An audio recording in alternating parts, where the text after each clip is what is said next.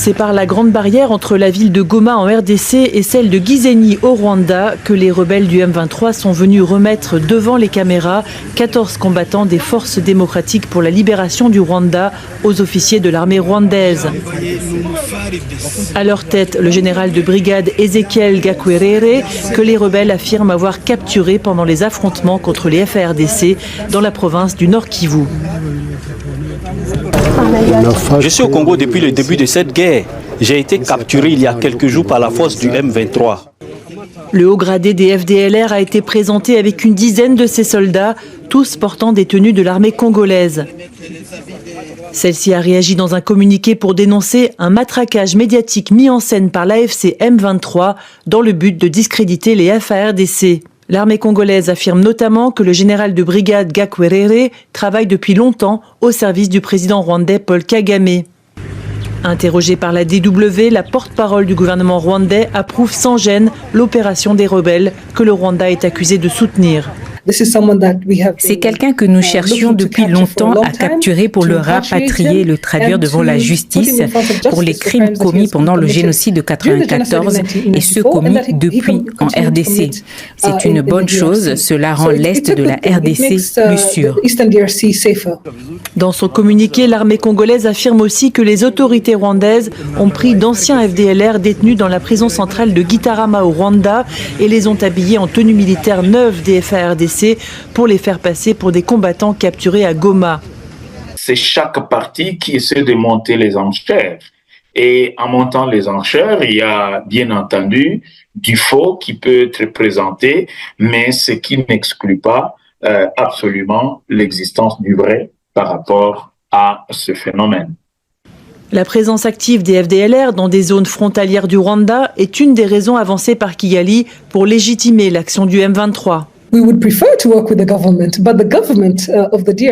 préférerions collaborer avec le gouvernement congolais, mais le gouvernement de la RDC est responsable de maintenir les FDLR depuis toutes ces années. S'ils étaient vraiment intéressés par la justice, par la sécurité et la paix dans la région, ils auraient neutralisé ce groupe il y a longtemps. Nous l'avons demandé à maintes reprises. Donc si le gouvernement congolais non seulement ne veut pas nous remettre les FDLR, mais en plus les intègre à son armée, nous considérons cela comme une force hostile à neutraliser par n'importe quel moyen. Et le fait qu'ils aient été capturés et que ceux qui les ont capturés nous les ont remis, nous trouvons cela tout à fait acceptable.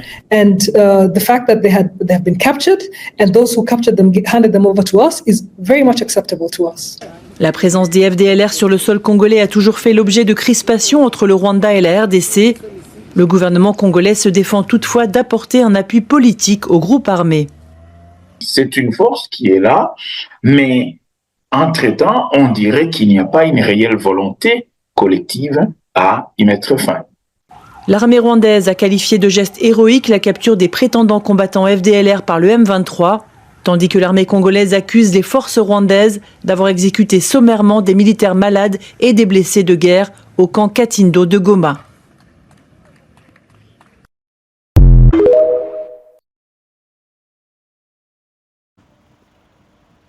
Chilombo, Zala Claire. Chilombo, Zala Claire. Fachi Félix Tshisekedi Chilombo, Zala Claire. Zala Claire oyo zalaki koyebisa Joseph Kabila a Zala Claire azolobate pona makambo ya mboka. Silence na ye et ça qui botia pression à koloba Zala Claire soki alobite azasima M23. Lelo population peuple congolais bazongiseli Tshisekedi Chilombo même slogan Tshisekedi Zala Claire. Joseph Kabila na discours nae à la nation auti koloba bo signa ba contrat oza parmi ba signataires ya contrat eza mutu mususu te. Tshisekedi Chilombo a signé contrat pour na kozwa bokonzi. Bandeko bonjour na binotu. Bandeko nanga Maniema, bandeko nanga ya Kisasa, ya Goma, Bukavu, Katanga, merci sana na soutien yenu. Batoto Kisangani, bana singa mwambe, bobo sanate naza awa. mwana ingambi azali bango yo bana ya ngambi tozawa. Mais en tout cas, tous ceux qui sont là pour moi, pour me soutenir à partir du Japon, de l'Europe entière, France, Belgique, Allemagne, Irlande, la Suisse et partout, merci. Na soutien na bino na chronique du Net TV. Na Canada kutu kolobate po naza ya bino na koma chouchou ba canadien po na éveil patriotique. Na kobosa na te bana États-Unis, bana à Brésil et également Amérique latine en général, merci. En Australie et en Chine en particulier, na bino tu boza ko soutenir chaîne nanga oyo. Merci en tout cas.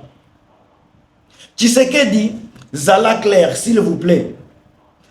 Vous aviez signé quoi avec Joseph Kabila pour na kozwa Bokonzi? Pour na kozwa Bokonzi o ezalaki ya Fayulu. Tshisekedi, tu as signé quoi? Tu as juré. O jiraki makambo nini? Et oza kotia signature na makambo na ba accord. C'était pourquoi soki lelo na ilobi Zala Claire Joseph Kabila na katia discours na ye alobi bien que vous avez signé du contrat. Soki toyoki pe ba misusu balobaka o signa contrat pe na Kagame. O signa contrat na Kagame, Kagame aloba yango pe. O signa contrat na Kagame, o signa contrat na Joseph Kabila. O signa kanini oyo oza incapable à respecter. Soki par exemple Joseph Kabila lobaki ba accord o botier o boza ko signer eza ko garantir intégrité territoriale. Ba lobby o signer que o ko protéger population. Ba accord o balobaki o signer pona ko garantir intégrité territoriale, qu'on garantir protection de la population, qu'on garantir cohésion nationale. Ba accord yo signa ki yango wana. Sika lelo okomi wapi? Okomi si Congo wapi? Okomi si ba peuple congolais na situation nini? Na kacha ba accord yango obomi cohésion nationale. Na kacha ba accord o briser cohésion nationale Tshisekedi Tshilombo. Lelo to koma mboke koma e koma diviser ba Swahili ba koma place na bango ba Kongo côté mususu ba luba na parlopa donc makambo ebebi tala intégrité territoriale ndenge ba ozwaki Bokonzi obebi simboka ere baza koyebisa oke minembo eza kokweya babunaka nezo kweya oza ko kipete ozo kipete ba tour na ba tour du monde. Lelo to komi wapi? Obebisi programme, obebisi ba accord. Yom tozalaki ko jire ki ko protéger population. Tu as juré peuple d'abord. O jire ko loba justice ko zalana nous prôner liboso ya batu nyonso. Mais justice o toza ko vivre na Congo, yangonde oza ko benga justice. Ere oza ko lobela vraiment justice Tshisekedi. Tala makambo ndenge eza ko tambola na pays na biso. Yangonde oza ko benga justice Tshisekedi Tshilombo. Zalana nous na conscience, zala pe clair na makambo za ko sala. Ere oza ko lobela le peuple d'abord. Tala peuple o baza oza ko lobela peuple d'abord. Yo oyaki oza ko lata bilamba ya papa na yo ba photo eza oza na bilamba te. Mais lelo okomi sa père. Pembeni na yo population oyo lobaki le peuple d'abord. Même batu ya IDPS baza ko kufa na nzala. Baza ko lia te. Bana na bango bazo kende classe te. Ba famille na bango bazo kende na bopito baza ko kufa po ba kisi ezate. Na batu oyo batiela ki yo confiance. Oyo baza ko zela peuple d'abord. Baza ba impayé, baza la ka ba salarié lisusu te. Ba congolais ba komi ko travailler net ba bénévolat. Ba fonctionnaire public, ba professeur, ba infirmier, ba koma ba volontaire, ba komi ko sala misala bénévolat, ba zwa ka salaire te. Sika selo yo ba kofuta ka ba frais scolaire ya bana na bango ndenge nini soki oza kofuta bango salaire te pendant que yo na pouvoir oza koloba le peuple d'abord Tshisekedi Tshilombo ozo yo quand même sonité oloba ke bako o continuer kutozo senga ba négociation ba pesa yo Bokonzi tina 2028 peuple d'abord okoboma bango tina 2028 oyo si obomi na nzala oyo si okati classe na bango ozo ningo continuer nango kaka tina 2028 ata yo moko na entourage na yo bozala na sincérité bozala na esprit ya bolingo zala clair osinyaki nini parce que na tangu ya ki opposition et ozalaki na kati ya opposition ozalaki mutu oyo batu nyonso baza koyokela mawa batu baza kotala on dirait soki Fayulu te ok yo kasi ozalaki le ok kasi yo pe okomema kasi changement tala changement oyo memi na mboka na biso batu tozali komi benga ba congolais o changer ki congolais o komisi biso na Allemagne d'Afrique tala Allemagne oyo eza na Europe tala sika Allemagne d'Afrique oza kolobela ba université oyo otutela tolo ki okotonga na ba Équateur ba pyramide oze kolaka na bakasa yo kotonga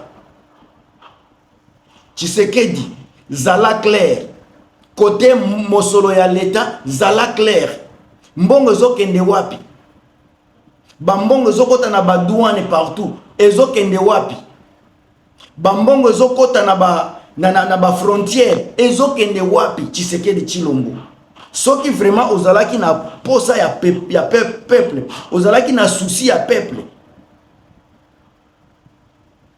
tala batu ndenge baza kokufa na capitale kaka na ke musika te kaka na capitale ya Kisasa ndenge batu baza kokufa na nzala batu bakomi kotambola baza ko monologue pona nzala mutu aza ko monologue pona nzala mutu aza kotambola na ralenti pona nzala pona makanisi eleki mutu aza kotambola na ralenti papa mobimba aza kotambola makanisi akolesa bana ndenge nini yepe sapatu kotoyo ndaku ifo afuta bana baza kobela tamusu bacharge pia bandeko mutu moko mais akendeke musala chaque jour sapatu esila ye chaque jour kendeke musala mais yo oza ko détourner bambongo oza kolia mbongo ya peuple osinyaki contrat nini na Joseph Kabila osinyaki contrat nini na ba Kagame azala capable ya kobongisa mboka na ye Kagame afuta kabatu lelo komi na usine ya ba arme na mboka na ye yo ozananu na 6e siècle na siècle soki ba 18e siècle ba place ya ba miyibi ya ba détournement des fonds pendant que na ba 21e siècle ndeta oyo batu faut ba se développer batu na batu bazolinga balongwa na pauvreté bakoma na classe moyenne mais yo oza ko prôner kimuyibi oza ko prôner batu baza ko détourner bambongo oza ko protéger bango parce que oza béton pendant que peuple ezokufa peuple baza ko lelanzala Tshisekedi soki oza clair oza franc na entourage na yo na ba ministre na yo ndima ke bo échouer il faut qu'on ndima zala capable qu'on ndimaka ba erreur zala capable kozala homme d'état kozala responsable kozala leader nde muto ndimaka ba erreur na ye olia ko bwakela ka ba toujours ba problème yo obimaka sain et sauf pendant 7 ans yo kaka ndozala ka mosantu ba misusu baza problème bandeko na ngai o boza kotindela kanga ba message kolobaka ke Tshisekedi aza ya nzambe Tshisekedi aza béni soki vraiment nzambe oyo bino bosambelaka oyo nzambe bolobaka nzambe bakoko na bino aza associé na kimuyibi soki boza ko associer vraiment nzambe na bino na ba détournement soki boza ko associer nzambe na bino na ba incapacité soki boza ko associer nzambe na ba idiotie ozoleka na gouvernement na biso bandeko seke boyebi nzambe te ou bien nzambe oyo bosambelaka soki botali vie na bino boza ko évoluer te boza ko tourner en rond boza na avenir te nzambe wana nde sika nzambe ya Tshisekedi parce que nzambe wana aza na direction te nzambe wana aza nzambe ya salite nzambe boza koloba za Tshisekedi aza nzambe ya muyibi aza nzambe ya unité te aza nzambe ya division aza nzambe ya détournement wana nde nzambe bino boza koloba Tshisekedi aza ya nzambe mais mutu oyo aza na sagesse aza na connaissance spirituelle aza na sagesse aza un homme décent ya kolobaka kombo ya nzambe avec respect avec bokebi tu ne peux jamais associer nzambe oyo akela likolo na se na makambo etali Tshisekedi nzambe oyo alingaka salite te nzambe oyo alobaka ekobo eza bien te nzambe oyo alobaka kimuibi eza mabe comment boza ko associer na un voleur tout fait lokola Tshisekedi Tshilombo na gouvernement na mobimba. Bandeko, bozala na sagesse, bozala na esprit ya ko se retenir boza ko lobaka makambo. Bolongola sentiment na makambo ya mboka. Bolongola ba émotion na makambo ya politique. Mboka na biso eza na posa ya ba émotion te. Mboka na biso eza na posa ya sentiment te.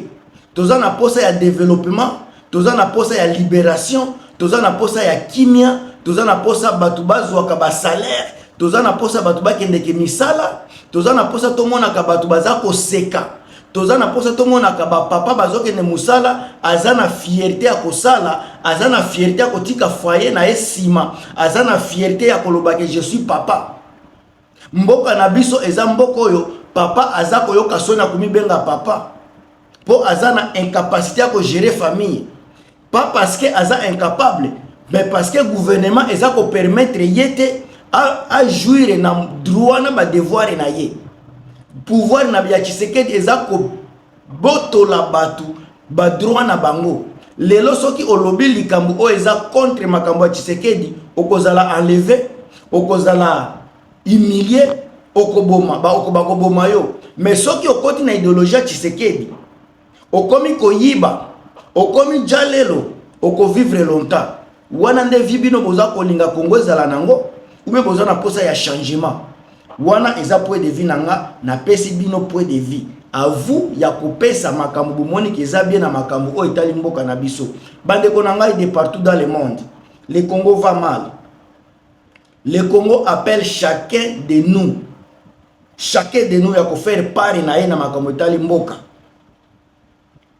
Makambo ya sentiment, makambo ya émotion, yango mutu eza koboma mboka na biso.